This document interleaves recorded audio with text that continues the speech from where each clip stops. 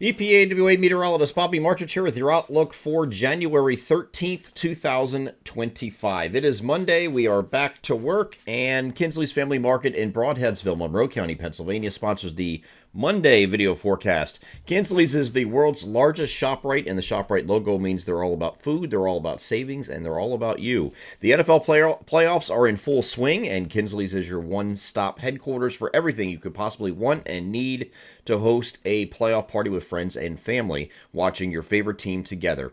Their catering department is on standby to accommodate all of your party needs throughout the playoffs, right up to the big game on Sunday, February 9th. They are Kinsley ShopRite in Broadheadsville, Monroe County, Pennsylvania, proud sponsors of the Monday video forecast. So starting off today, we're going to have actually a somewhat mild day today again. It'll actually be a couple degrees warmer than it was even on Sunday, which it felt like a heat wave yesterday. I stepped outside for a little bit. And I was like, man, without the wind and even the temperatures are still in the 30s, it was still felt a lot warmer than it has been recently.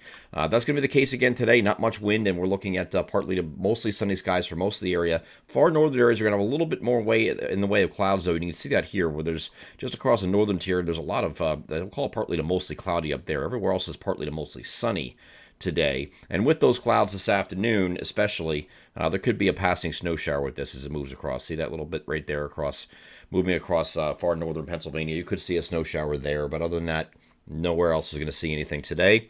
And then when we get beyond this system, the temperatures are going to come down considerably for the next couple of days. So Tuesday, Wednesday, Thursday are all colder than average days. Most places, where actually all of our locations should remain below freezing, and some areas well below freezing for several days for highs. Okay, high temperatures in the 20s for most locations to near 30 maybe on Wednesday. Wednesday might not be as cold. We have another reinforcing shot coming in here on Tuesday. Could be, again, northern areas might see a snow shower passing with that, and partly to mostly cloudy further north, partly to mostly sunny further south on Tuesday.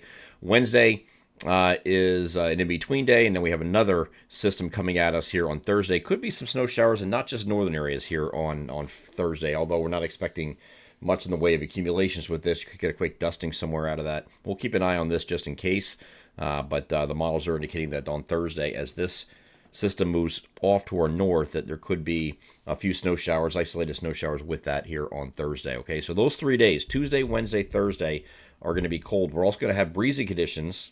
Not quite as windy as it was with last week's events, but we're looking at 10 to 15, gusting 20 to 30 in terms of peak gusts, especially later Tuesday and Wednesday. We're looking at that period there to be a little bit breezy, but nothing really crazy over the top with the wind. We're not talking about 40 plus mile per hour wind gusts in this case.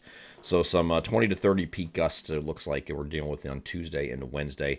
Further south you go, on Tuesday, we'll have the better opportunity to see the higher end of the wind gusts. Places like Lancaster, Harrisburg, down toward the southern portions of Pennsylvania might see some lower 30 gusts, okay? And that would be in that later Tuesday time frame that we would be looking at that, and that will go right into Wednesday.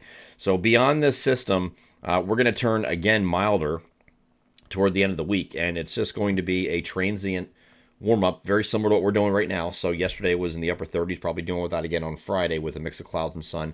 And then Saturday is a day like today as far as temperatures are concerned, with temperatures in the lower 40s generally. Okay, this system is going to come at us, which is a cold front. The cold front moving through, and there could be, because it's coming in, according to the European model anyway, coming in late Friday night, when temperatures are a little bit colder. The far northern tier might see some snow showers out of this, and then the rest of the area would be rain showers because it's going to be too warm for any kind of anything other than rain showers. So we'll just watch the timing of this just in case.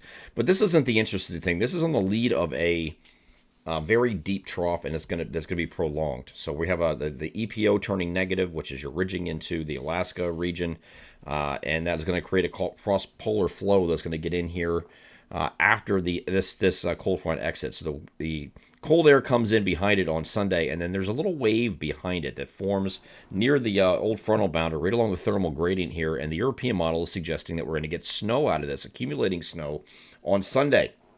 So this is something we have to pay attention to very closely. And then I usually would dismiss it and say, well, it's just one model, it's no big deal. Well, the GFS this evening is doing something similar, where it has the rain snow showers like with the front that we're talking about, and it has this wave along the boundary that follows it for Sunday after the cold air arrives. Okay, so it's going to be too warm on Saturday for most areas, but then this cold air arrives, and it has this same system out here trailing that system for Sunday. So there could be some accumulating snow on Sunday to the second half of the weekend. This is not a surprise because it's was part of our winter storm signals that we have listed in the long range outlook. One of two winter storm signals that we have listed. There might, and the second one is still there too. So we have to watch a couple systems after this cold front moves through here on Saturday, which is the 18th. Once we get beyond that, and then this is the 19th, 20th period here, we have the opportunity for maybe some accumulating snow. So we're going to watch this very carefully throughout the week, okay?